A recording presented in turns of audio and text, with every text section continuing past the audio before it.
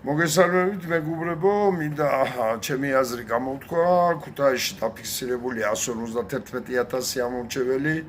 მინდა გითხრათ, რომ ვარდების რევოლუციის შემდეგ ნაციონალურ მოძრაობამ და მიშა სააკაშვილმა, რა თქმა უნდა, დახვეწენის სიები, რაც იყო 2003 წლის საპარლამენტო არჩევნების დროს და ამ სიებმა გამოიწვია და ამ სიების გაუქმებას ოთაშორის რევოლუცია და 2004 წლის 5 იანვრის საპრეზიდენტო არჩევნების დროს აი ზუსტად მასობს ქუთაისში დაარეგისტრირდნენ 110 ამომრჩეველი. რა თქმა უნდა, მე თვითონ გაზარდნენ ეს ციფრები, მაგრამ ეს იყო ასე.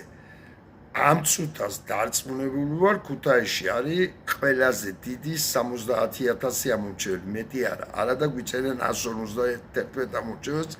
ეს ციფრი კიდევ ერთხელ აჩვენებს იმას, რა მასშტაბის გაყალბების საშუალება აქვთ. და ასეთივე დაბალი ციფრი იყო მთლიანად მთელ საქართველოში ამომრჩეველთა რაოდენობა, მე ნამდვილად აღარ მახსოვს. შეუძლია იმ დროს მონაწილე ნაციონალური მოძრაობის წევრებმა თქვან, როგორ დაწიენ, რა იყო და მე როგორ აწიენ, კეთილი ინებოდა ეს გააჟღერო. ნუ ახლა მე ამით და ათობით ბრიფინგი მაქვს ჩატარებული სხვათა შორის, აი ახლაც შეუძლიათ გადაამოწმონ, ნახონ ჩემი ბრიფინგები თუ გადამოწმება ეზარებათ. ქუთაისში არ არსებულ სახლებში პირობითად ავტომშენებლები 250 სახლში ჩაწერილი იყო 10 ოჯახი.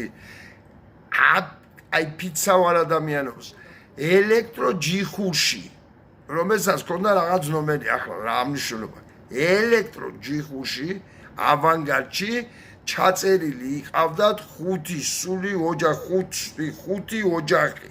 ნუ ალბათ ერთი 20 ამომრჩეველით.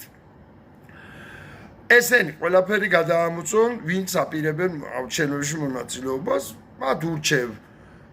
მე არც მოღალატეებს უძახი, არც ამუნათებ არაფერი. ესა მათი გადაწყვეტილება. კი ბატონო, გადაწყვეტეთ. ახლა მე მინდა აი ნამდვილად ქედი მოვიხარო ყველა იმ ადამიანის წინაშე, ვინც ამ წუთას საქართველოში იბრძვის და ხმას იღებს.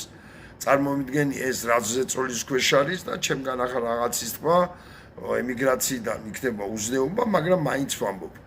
4-ში აქციის დაანონსება ნიშნავს, რომ ესენი მაინც გამოაცხადებენ, რომ ამდენი ადამიანი მივიდა, ამდენი ადამიანმა მიიღო მონაწილეობა, ამდენი ხმა მივიღეთ და ზარზე იმსად ეხავენ და შემდეგ აქციების გამართვა ვთვლი, რომ